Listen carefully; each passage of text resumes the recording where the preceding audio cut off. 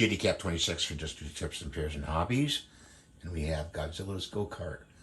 And we have the colors of green, red, silver, and white, and yellow. And it's a very good part of the Monster Go-Kart series.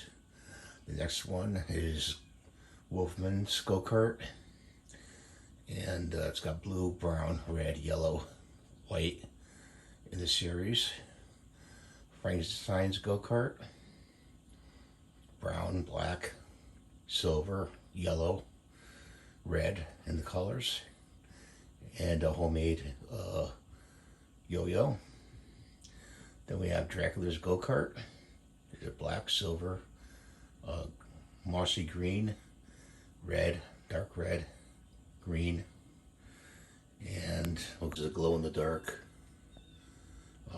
Mummy's Go-Kart, all glow-in-the-dark. Then we have, lastly, King Kong's Thronester, red, blue, silver, white, gold.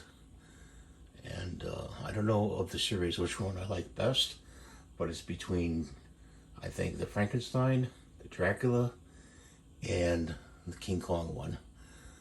Thanks for watching. If you have any questions, please leave them below in the comments.